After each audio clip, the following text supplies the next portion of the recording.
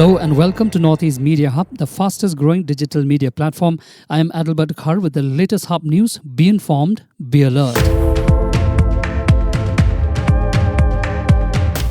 Union Minister for Power and Minister for Housing and Urban Affairs, Manohar Lal, has called for an urgent need for sustainable habitat development in the Northeast in the context of India's resolve to achieve Sustainable Development Goals or SDGs by 2030 and in pursuit of the Prime Minister's commitment to the vision of Viksit Bharat by 2047. The minister was in Guwahati on Tuesday to review ongoing schemes and proposals in the power and urban development sectors with the Government of India for Arunachal Pradesh and for other northeastern states.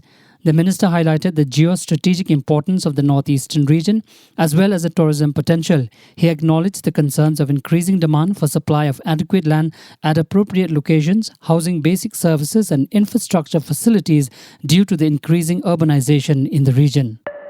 To ensure that stray, voiceless animals get home and don't go hungry, a young man from Dibrugarh, Vineet Bagaria, started a campaign in 2018, and during the COVID-19 lockdown, when everything was closed, Vineet still fed and cared for the animals.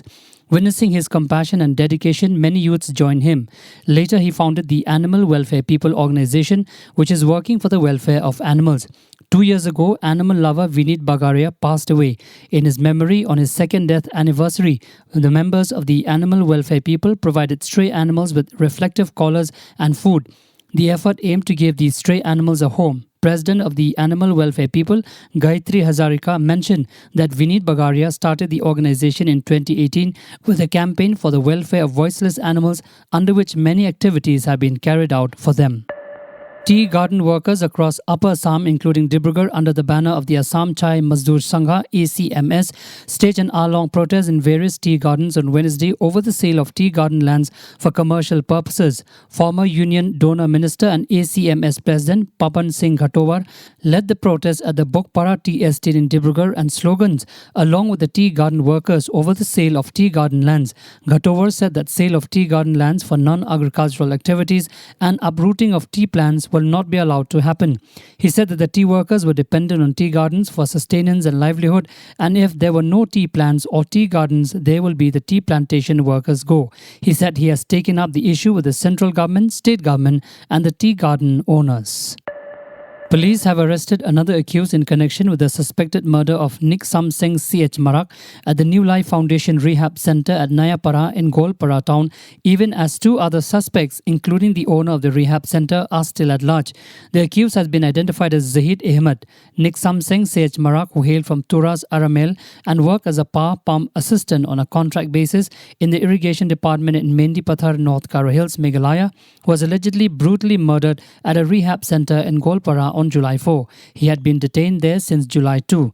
Zahid Ahmed, who was also an inmate of the New Life De-Addiction Center, was injured during the clash in which Nick Samseng Marak was allegedly murdered by other inmates. He was remanded to 14-day judicial custody on Wednesday. Sikkim Assembly has been rendered opposition-less with the lone legislator of Sikkim Democratic Front (SDF), Tenzing Norbu Lamtha, joined the Sikkim Krantikari Morcha (SKM) party. Lamtha joined SKM on Wednesday. With his joining, as SKM has secured all the 32 seats in the northeastern state. Lamtha was welcomed by Chief Minister Gole, who took his social media handle and wrote that having left the SDF party, he, Lamtha, has officially joined our SKM family as the sole MLA of the SDF party. During our discussion, he raised several commendable concerns related to the welfare of his constituency. I welcome his proposals to work collaboratively for the benefit of the entire Siari constituency, aiming for the comprehensive development of the area and its people.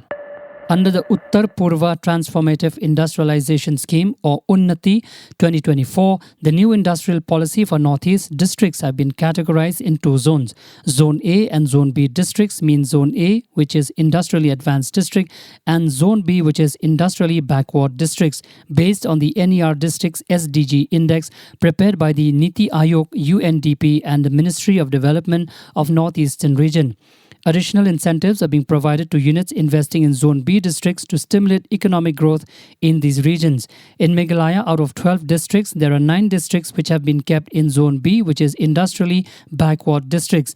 The 9 districts are West Khasi Hills, Southwest Garo Hills, East Jaintia Hills, East Garo Hills, Ribhoi, Southwest Khasi Hills, South Garo Hills, North Garo Hills, and Eastern West Khasi Hills. The districts which are in Zone A, which is industrially advanced districts, are East Khasi Hills, West Jaintia Hills, and West Garo Hills. Thank you for listening to Hub Podcast. For latest news and updates, follow us on www.hubnetwork.in. Download Hub News app in your mobile from Google Play Store and Apple App Store. For promotion and publicity, write to us at info@hubnetwork.in. Thank you. Kublai Shibon, Mitela.